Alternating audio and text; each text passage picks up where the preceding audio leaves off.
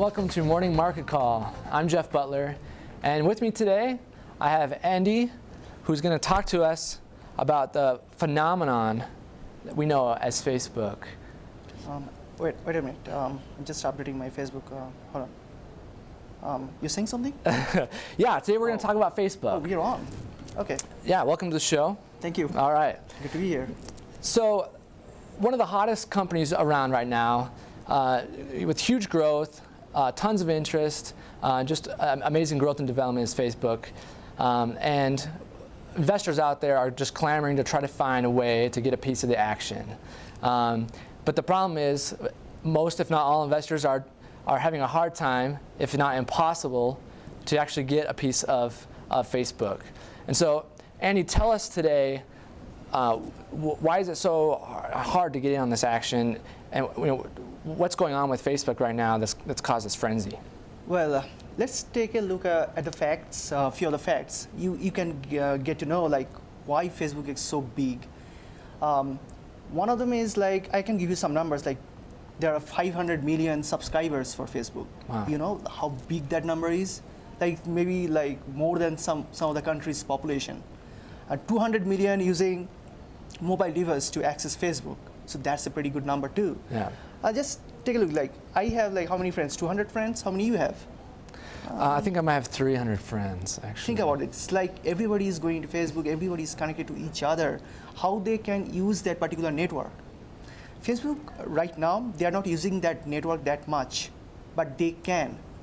And for using that network, they can do some kind of advertising, which will be huge. Like even if it's like $1 per person, think about how much it will be when you think about 500 million. Right. So that's how Facebook made it so big.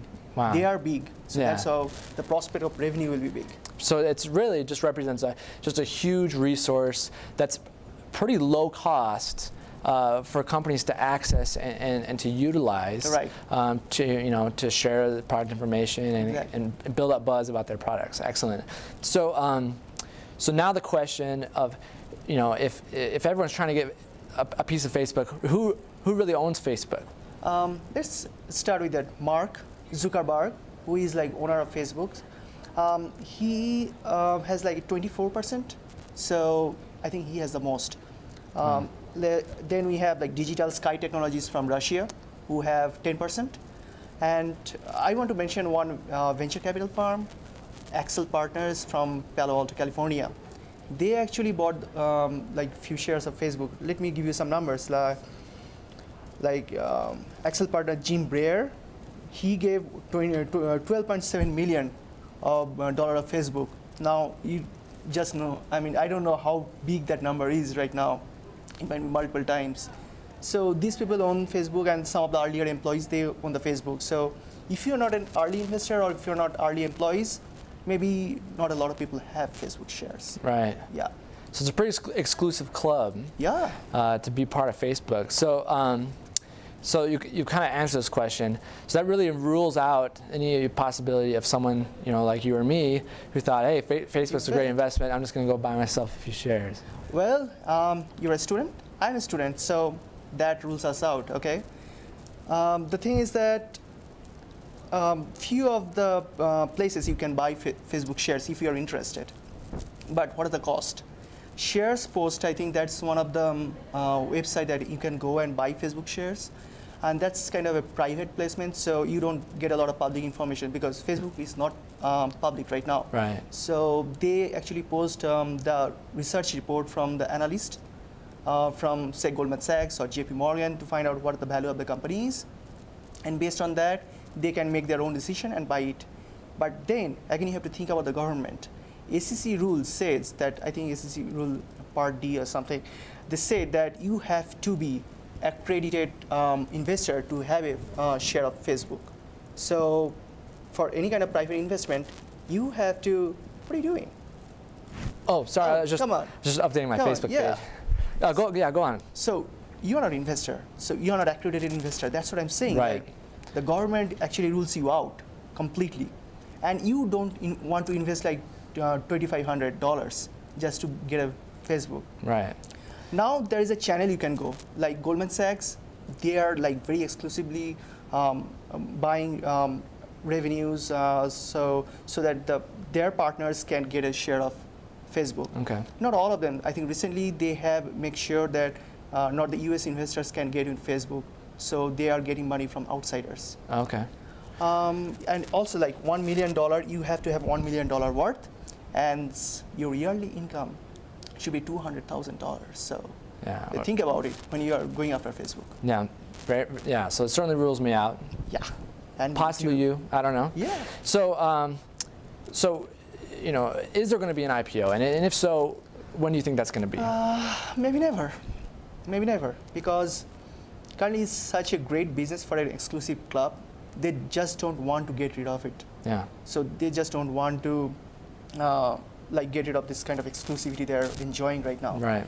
And also Goldman Sachs, they are invested pretty much in this particular company, and they have a particular investment instruments called SPE, special purpose entities Uh-huh. or vehicle, you can say SPV. So they are using that to distribute their shares of Facebook to their investors. So that is actually kind of controversial, because if you have to go for IPO, when it's like private investors crossing the limit of 499, at that time government says you have to do an IPO. So, Right. but this SP is controversial because they are limiting that number under 499. So you know Okay. that what's going on. Interesting. Yes. So one last question before we wrap up. Yeah. With all this talk about these tech companies that are growing and having just amazing success, does that concern you about looking at potentially another tech bubble 2.0? Yeah, I think it is, because the last time, if you look in the past, that a lot of tech companies went up. Facebook is so crazy because investors thought that last time when Google came to the picture, they did not invest much, so they lost that kind of opportunity. Right. But now, Facebook is on the way. LinkedIn, Skype, Groupon, all these names are coming from every part of the business. So there is a chance that these kind of high value, high growth companies will be under the tech bubbles. Yeah. And you never know. And the kind of greed around these kind of companies, including the venture capital and the private equity firms, that can lead into that kind of tech bubble. Right. And we have to watch that. Well, I certainly hope that we will have learned our lesson from 10 years ago. Yeah. And that we're cautious and obviously, but cautiously optimistic about these new tech firms. Yeah. And If their growth. 2012 is not like a tech bubble, there might be something called in the Mayan calendar, right? There's the end of the world, so you don't have to worry about anything. Oh, good. Well, thank you, Andy, for being on the show. I really Good to be appreciate here. it. Thank you. And thanks again for watching, and we'll see you next time on Morning Market Call. Morning Market Call is brought to you by the Marriott School of Management in cooperation with the Brigham Young University Department of Communications. MMC is made possible by generous donations from Larry Tasjan and Gary Williams. This show was produced by Jeff Butler, David Wood, and Doug Mumford, with line producing by Beth Grimmett. For more information, please follow us on Twitter and Facebook.